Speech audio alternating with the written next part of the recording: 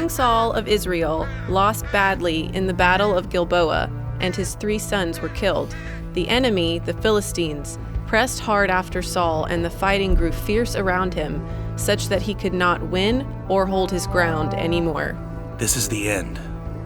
King Saul takes his own sword and falls on it. Admiral David! Who are you, and where have you come from? I am a soldier who barely survived the battle against the Philistines. What is the update on the battle from the Philistines? Israel's army has been defeated, and many of its soldiers have either died or fled. King Saul and his son Jonathan have perished. What? How do you know Saul and Jonathan have perished?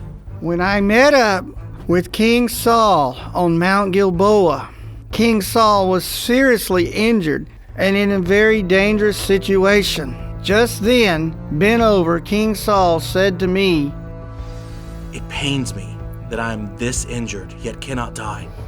So draw your sword and run me through.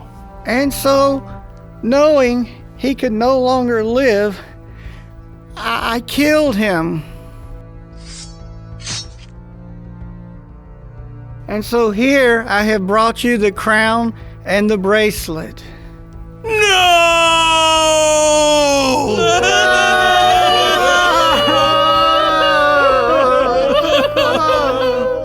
How dare you kill God's chosen, the King of Israel, and fearlessly boast of the same as if you have done a meritorious deed?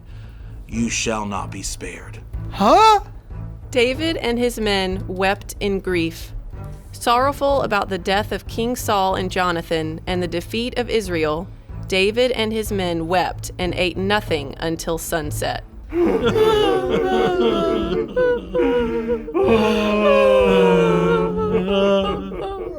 The battle thus ended, and the people of Judah came to David.